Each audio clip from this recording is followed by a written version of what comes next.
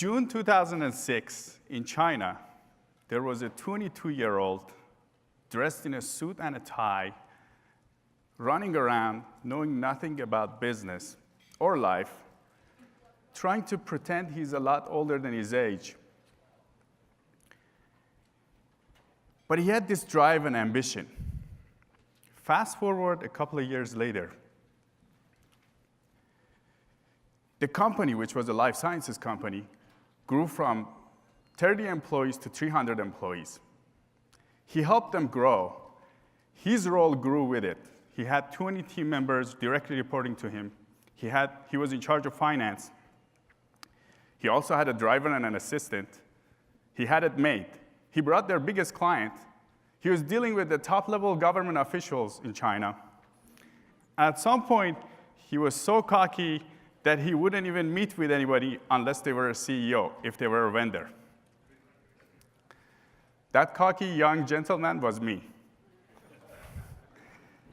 At that time, I felt so invincible, and my head got so big that I thought I can do anything. So I started my own business. And out of all the industries I could pick, I picked the easiest one, and I timed it really well. So picture a 24-year-old without any professional investing background starting a hedge fund in 2008.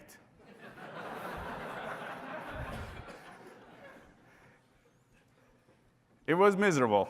I failed at it. It was tough going from success to failure within 9 months. But this failure didn't do anything to stop the young, invincible guy. So I picked a new industry I knew nothing about. This time it was IT. In 2009, I started an IT company. I knew IT is a big pain for a lot of businesses, so I started a company to solve this problem. This time I was humble, down to earth, working hard, and we finally made it. In 2014, we had built a good team. We had a good operation. We had a good reputation. We had a good culture. We were doing well financially. Until I had my wake-up call. It was late 2014, early 2015, when one of our key team members resigned. He didn't resign to go back. He didn't resign to go forward and do something else. He resigned to go back to his previous company, which I thought it was a toxic environment, and they had a really bad culture. That was really shocking. I was doing all these things. I was doing happy hours, company parties, we were going to movies, we were doing everything culture-wise. I was reading culture books every other month. How's this happening? Is our environment that bad? In my personal life, at that time, I was practicing an ancient mind-body practice called Falun Dafa, which believes in living by truth, compassion, and forbearance, analyzing our thoughts and actions, and ensuring we're kind to others. So I use this lens to apply it to my work, to myself at work, and our culture. I recognize that below the surface, our culture is toxic. There's a lot of fear, and the cause of this fear is me. I dug deeper, and I recognized that I've been trained all my career to operate on fear. And I actually recall one of my mentors told me, worrying is good. The more you worry, the better it is. You analyze all of your options, then you're in control. But guess what? This control was creating a toxic environment for us. I started digging more and analyzing what's going on in the company. The same team member that left, let's call him Joe.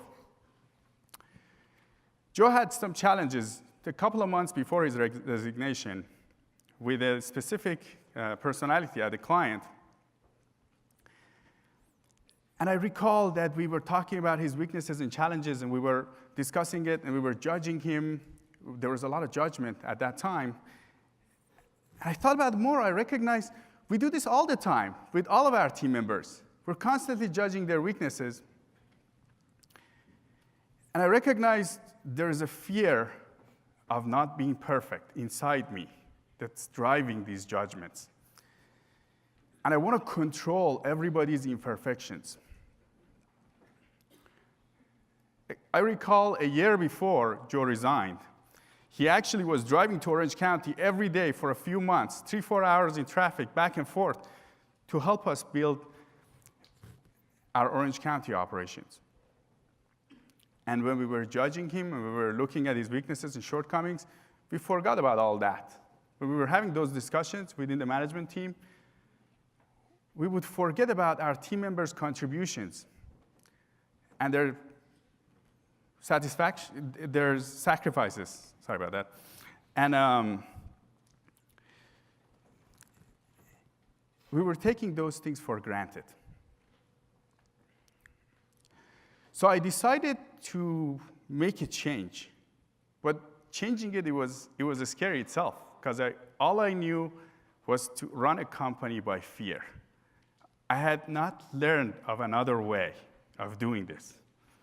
I was afraid of the ship sinking as soon as I let it go. I let go of the control.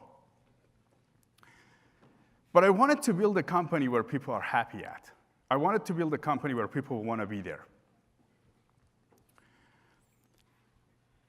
I decided to start letting go of fear myself. And fear was there so much that when I would hear emails, I would always be worried. Is this good or is this bad? And then I would try to jump on fixing things. Sometimes when I'm driving, I'm checking email. I shouldn't be doing that. As an executive of the company, why am I on email all the time? So I decided to change, starting to trust the team, let them take over. We also made some drastic changes in the beginning of 2015. We started paying attention to the team members' strengths as well as their weaknesses. And when we were bringing up their weaknesses, let's make sure we have a plan for helping them grow. Let's not just sit around and talk about their weaknesses. We started caring more about the team members, listening to them more. We have a lot of technical folks in our company, so communication sometimes is a challenge for them. We started sending team members to emotional intelligence training. Not only it helps them in their job with us, it will help them in their personal life, in their career. Also, I started putting myself in their shoes, looking at their workload, looking at seeing if they're getting compensated properly for what they're doing. Would I do this job if I was in their place? We implemented some other projects to increase efficiency so we can compensate the team more. As a result of it, people could tell this was genuine, this was real. This wasn't the cultural stuff we were doing, happy hours and lunches. The environment changed. The environment changed in 2015. The team was happier. I was less stressed. Also, we hit our bonus targets for the team in 2015. The company grew by 35%. It was our most profitable year in the history of the company. So I think how we show up to work as leaders has an impact in our organizations. Whether we use control, whether we use compassion, it matters. I encourage you as business leaders to see how you are showing up to work. And how does it impact your company? Thank you.